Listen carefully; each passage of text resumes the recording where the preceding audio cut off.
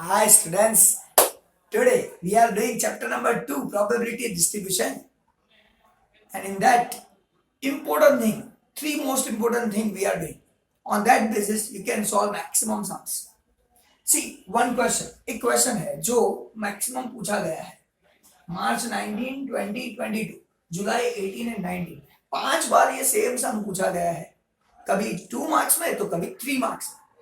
Characteristics of binomial distribution, characteristics कौन से हैं जिसको हम डिटेल में पढ़ेंगे और बहुत अच्छी तरीके से। नेक्स्ट है मार्च 20, मार्च 22, मई 21, जुलाई 18, जुलाई 19, अगस्त 20, ये सब में पूछा गया है इस टाइप का सम जिसमें मीन और वेरिएंस दिया है और उसके बेसिस पे बाकी सब फाइंड करना है, तो ये भी करने वाले हैं। उसके बाद है मार्च 20, 18, 19, अगस्त 20, जुलाई 18, 19, ये पूछा गया है जिसका कांस्टेंट फाइंड करने को बोला है। तो सब टाइप के सम्स हम लोग आज करेंगे। पहले बात करेंगे ये कैरेक्टरिस्टिक्स। तो पहला कैरेक्टरिस्टिक्स बाइनोमियल का क्या है? It's a discrete probability distribution. वो डिस्क्रीट प्रोबेबिलिटी डिस्ट्रीब्यूशन है, इसका मतलब परफेक्ट वैल्यू के लिए फाइंड किया जाता है। दूसरा, parameters of this distribution are n and p. Without n p काम नहीं हो सकता, यानी वो हमारा पैरामीटर है। दूसरा, मीन फाइंड करना हो तो यही पैरामीटर को मल्टीप्लाई करना है, एन इंटू पी करोगे तो मीन मिलेगा और एन पी क्यू तीनों को मल्टीप्लाई करोगे तो वेरिएंस मिलेगा। So variance is equal to n p q, ये उसका कैरेक्टर है। और कोई भी वेरिएंस, आप सब लोगों को पता है, कोई भी वेरिएंस उसका अंडर रूट करो तो आपको मिलेगा स्टैंडर्ड डेविएशन।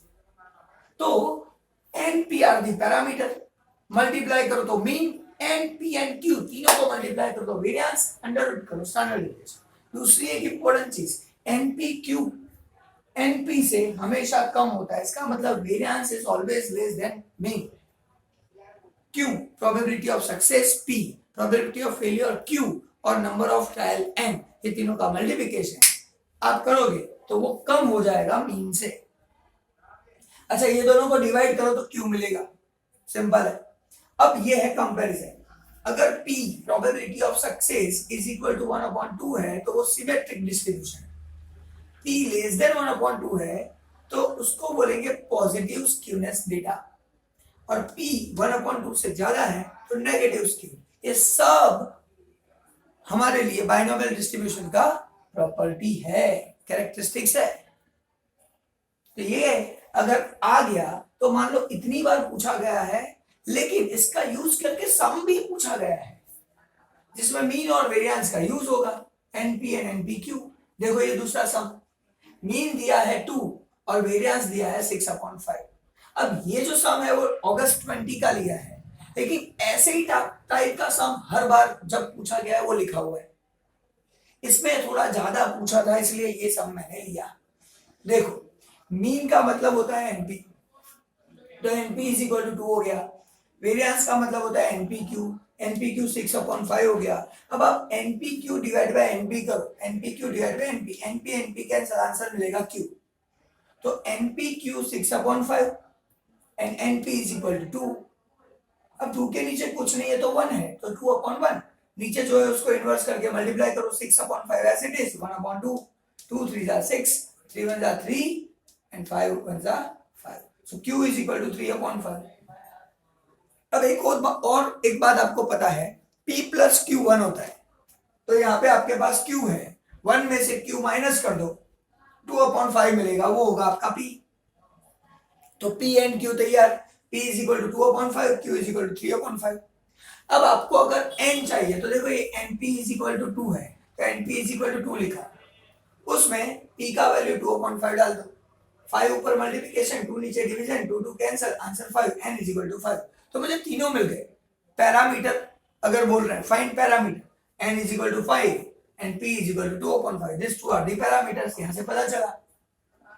दूसरा क्वेश्चन पूछा है कि x less than equal to 1, इसका मतलब x is equal to 0 and x is equal to 1 probability, यानी p0 प्लस p1 फाइंड करना है।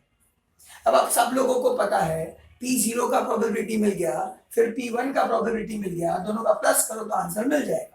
लेकिन p0 कैसे मिलेगा? तो ये है calculation. p0 total n is equal to 5, तो 5c0 लिखेंगे, P1 है तो 5C1 लिखेंगे और फॉर्मूला है P रेस टू 0। तो यहाँ पे P है 2/5, हमने यहाँ पे फाइंड कर लिया है 2/5 रेस टू 0, ये 0 है तो 0, and Q raise to 3/5 raise to 5 minus 0 5। इसको सॉल्व करोगे आंसर आएगा 243/3125। सेम वे P1, सो 5C1, अब P रेस टू 1, क्यों यहाँ पे 1 है 2/5 raise to 1 and 3/5 means Q raise to 5 minus 1 4। इसको सॉल्व करोगे आंसर आएगा 810/3125। ये दोनों आपको मिल गया P0 P1, ये दोनों का टोटल करो आपको मिल जाएगा P of x less than equal to 1। तो 243/3125, 810/3125, 243 प्लस 810 1053 डिवाइड बाय 3125। ये लिखोगे तो भी चलेगा, डिवाइड करके जो आंसर आया वो लिखोगे तो भी चलेगा। यहाँ पे ये जो दूसरे सम्स है उसमें कहीं बोला है फाइंड पैरामीटर, यानी इतना फाइंड करके छोड़ देना P एंड Q, आपके मार्क्स फिक्स। और यहाँ पे एक स्टेप एक्स्ट्रा था P of x less than equal to 1, इसलिए ये सम ले लिया, पैरामीटर भी आ गया ये भी आ गया। फाइंड पैरामीटर कैसे करना है, मीन और वेरिएंस का यूज करके डिवाइड करके करना है, ये पता चल गया यानी काम हो गया। और लास्ट थिंग ये इसमें क्या है, मार्च 20, 18, 19, अगस्त 20, जुलाई 18, 19 सब में पूछा गया है। ये जो सम लिया है वो जुलाई 18 मार्च 20 वाला सम है, लेकिन सबका कॉन्सेप्ट बेसिक वाला सेम है, फाइंड कांस्टेंट। उसके बाद एडवांस क्या हो सकता है, मीन, उसके बाद क्या हो सकता है वेरिएंस, फाइंड करो, वेरिएंस का रूट करो, स्टैंडर्ड डेविएशन मिल सकता है। तो इसमें आपको दिया P of x is equal to C into 4px। अब ये अलग अलग तरीकों से दे सकते हैं जिसको हमें सॉल्व करना होता है। और x is equal to 0 1 2 3 4 available. Find constant C, कभी कभी कांस्टेंट K होता है। Find mean and variance also. अब इसमें सब है, बाकी सब में कुछ पूछा है कुछ नहीं पूछा है, कभी कभी कांस्टेंट पूछते हैं कभी नहीं पूछते हैं। आगे करते बात आंसर। तो मैंने यहां से शुरू किया है, ये यहाँ पे बाद में, पहले ये देखो x इज इक्वल टू 0 1 2 3 4 जो यहाँ पे दिया गया था। फिर P of x is equal to C into 4px, P of x is equal to C into 4px। अब ये जो x है वो एक बार 0 लेंगे 1 लेंगे 2 3 4, तो देखो 4p0 4p1 4p2 4p3 4p4 C as it is. अब ये 4p0 यानी 1 होता है, 4p1 यानी 4 होता है, 4p2 यानी 12 होता है, ये आपको पता है, इसको सॉल्व करवाने की जरूरत नहीं है। सो 1c 4c 12c 24c 24c, और प्रोबेबिलिटी डिस्ट्रीब्यूशन का जब टोटल करते हैं तो आंसर 1 होता है। तो इसका यूटिलाइज करके हम लोग C फाइंड कर सकते हैं। कभी कभी क्वेश्चन में ये दोनों अवेलेबल हो, आपको बोलेंगे फाइंड कांस्टेंट C, 2 मार्क्स आपके, ऐसा भी हो सकता है, यहाँ पे तैयार करना पड़ा, इसीलिए मैंने ये सब लिया है। अब देखो ये सबका टोटल लिखा, ये सबका total 1, 65 C is equal to 1, C is equal to 1/65, तो C मिल गया। अब ये C का वैल्यू यहाँ पे डाल दो, तो 1/65 4/65 12/65 24/65 24/65, ये मिला P ऑफ x का original value with the value for values of C।